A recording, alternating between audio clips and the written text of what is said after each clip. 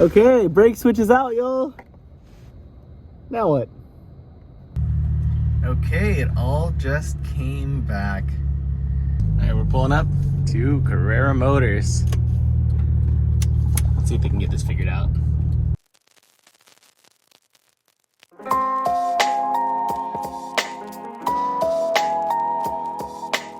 Hey y'all, guess what just came in the mail? Oh, can't see it from there. Brake switch. Oh, that's kind of cool. But for anyone wondering, that's the part number, 996-613-11303. And I'm gonna go ahead and try to install this.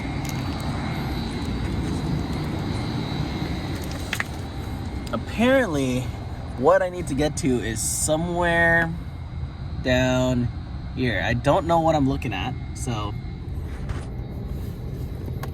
let's see. I'm gonna squeeze down here. Squeeze the seat back, open the door, lie down on my back. Okay, I'm coming in. Ah. Ow. Okay. I don't know what I'm looking for and what I'm looking at. Okay, this is clutch. That's brake. Okay, so I'm looking for something maybe attached to the brake. And this piece is hanging. I don't know what this is. It's zip tied. Interesting. Okay, all you 996 owners out there, what is this? What am I looking at? Okay, this.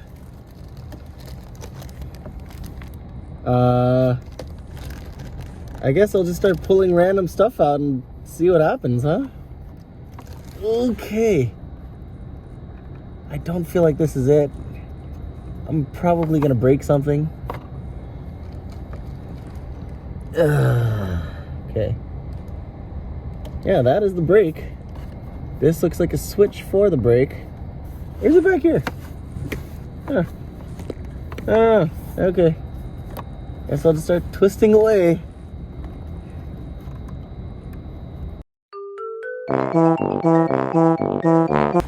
Okay.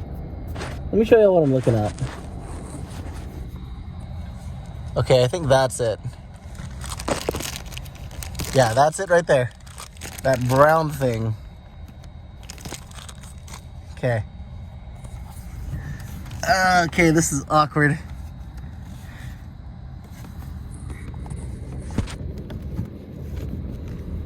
Okay, I'm stuck. Ooh. Okay, I'm back.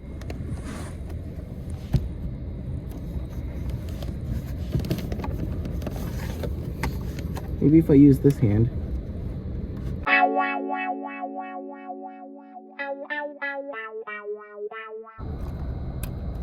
Got it. Okay, brake switch is out, y'all. Now what? Now I guess I just remove it somehow. I want to say it's these two clips. I just need a third hand to be able to pry this thing off. Every time I undo one clip, the other one clips back on. So maybe if I just use both my nails. There it is. I don't need a third hand. Okay. Oh, I probably should have noted how that came out. Okay. So just so you can see where that's going, it goes in there. And the sensor itself has these little, like, those little, like, raised pieces there that go right into that hole. Wow, this is, yeah, so I just have to align those and twist somehow. Okay. How I'm supposed to twist that back into place, I have no idea. But I guess I'll figure it out. So we got the brake switch in. That took a little more work than I was thinking originally. I think the main issue right, with these brake switches is that this one right here, like you can see, the part number, it is ending in 0.01 or .01. The one I got was .03. Apparently this is supposed to replace the .01s.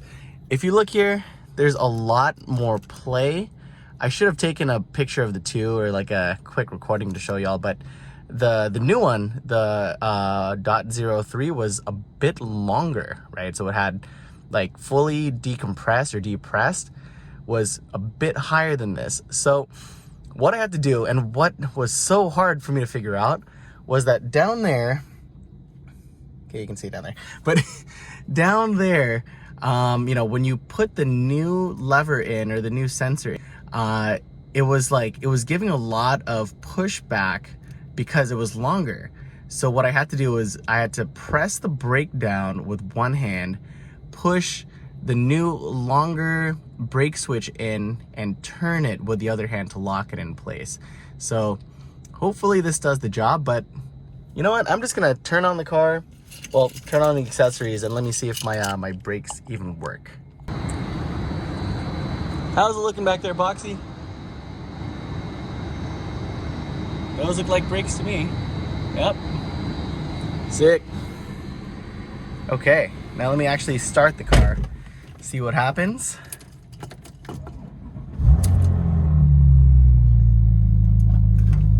Okay, cool, cool.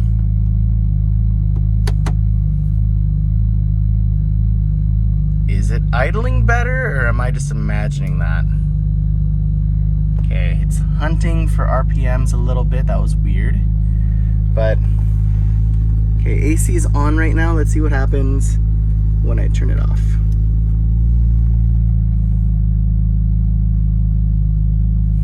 All right, RPMs went up a little bit.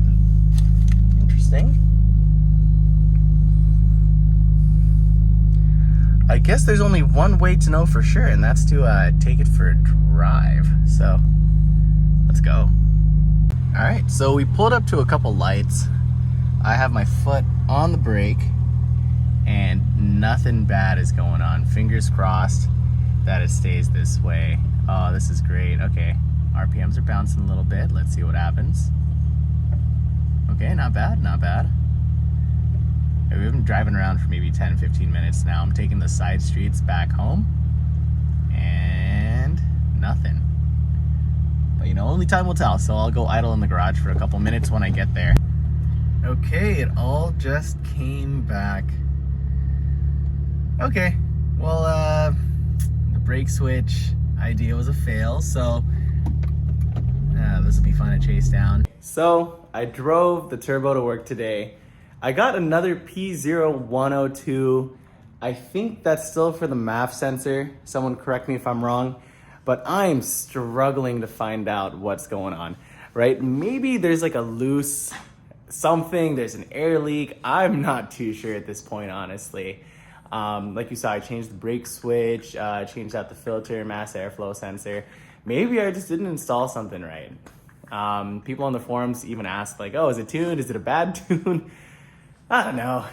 So with that said, I'm gonna take it over to Carrera Motors up in San Mateo sometime. I wanna say, maybe next week. I think Monday or Tuesday is when they said to swing by. So might just take it over there. But I might do some problem solving over the weekend, maybe try to take it apart again, you know, just take out the airbox, see if there's anything I missed, seeing if everything actually sealed up properly. But this will be a fun one. All right, y'all.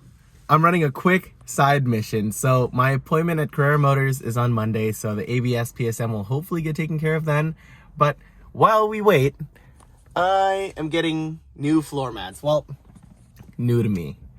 So I'm actually meeting up with the old owner of this turbo. He's coming down from Sacramento. He's heading to Laguna Seca, and he figured he'll stop by San Jose so I can pick these new floor mats up. I've always wanted these. My dad ran them in his 2002, and I thought it was the coolest looking thing ever. You guys will see in just a sec. Out with the old, and in with the new. Full cocoa mats. Oh, this is so sick. Check that out. It really gives the interior a nice contrast. I think it goes well. Like this brown right here goes really well with the beige. Oh, I'm so juiced. Okay, I'm gonna try not to get my clutch stuck. So when I started the car and kicked the clutch in, it got stuck. I think it's because I have 2 mats in there, but yeah, we'll see. But yeah, shout out to the old owner, Noah, just dipping out right now. Great meeting you. And it was fun talking cars and just, catching up and reminiscing about this one. But he's on his way to Velocity down at Laguna Seca. So had to let him go. All right, y'all, it's Monday. I'm on my way to Carrera Motors. Let's see if they can get this DSM ABS thing fixed finally, because I'm out of ideas. So, let's see. By the way, I like where they're located. So they're right next to Caltrain in San Mateo. They're actually like downtown San Mateo. And so I'm figuring I'm gonna probably grab lunch and just take Caltrain home and just walk it. But all right, y'all, quick update in a sec. All right, we're pulling up to Carrera Motors. Let's see if they can get this figured out. Ooh, how steep is that? No, not steep, okay. Sweet. Here we are, Carrera Motors. I mean, they have Carrera in the name, so let's hope for the best. Ugh, so glad to be here. No, the OG Old Town Sushi's closed on Mondays. Okay, good to know. All right, had to hit up Fire Wings. So excited to dive into these. Doing a little work on the side. So quick update. They just finished up here at Carrera Motors, and I'm gonna close the windows, but they just finished up and it's not looking too great.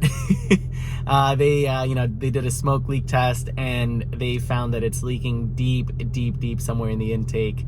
They're saying that they might need to drop the engine and it's gonna cost me for starters like $4,000. But I guess on the bright side, they've worked on this car before. So I guess the last owner owned it from like 2005. Well, one of the last owners, 2005 to 2014, and it was serviced here. And I think that was pretty cool. Like one of the guys here at the shop was like, "Oh, I remember this car. I remember this color. This is the only one I've seen in that color. It's got to be it." So they pulled up the VIN, and sure enough, it was their old customer's car.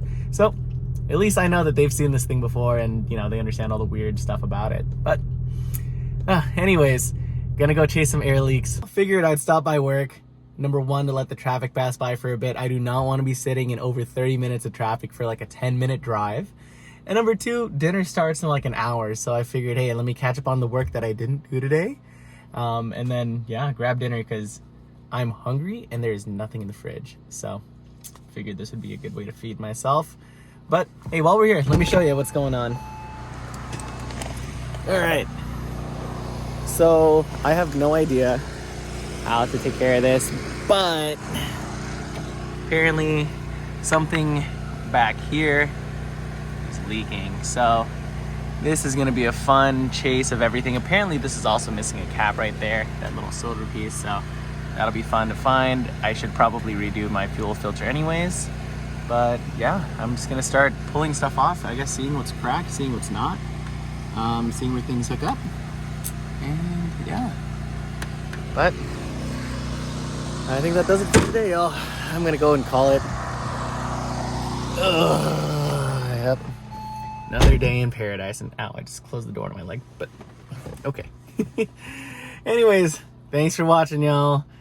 I'm hoping I can chase this down. I might give another shop in Santa Cruz a call. They were the ones that did the IMS, rear main seal, and clutch on my Boxster, after my first week of ownership. So I'll give them a call, see if maybe he's run into this issue before, or maybe helped a customer on their 996 with this, because this is driving me crazy.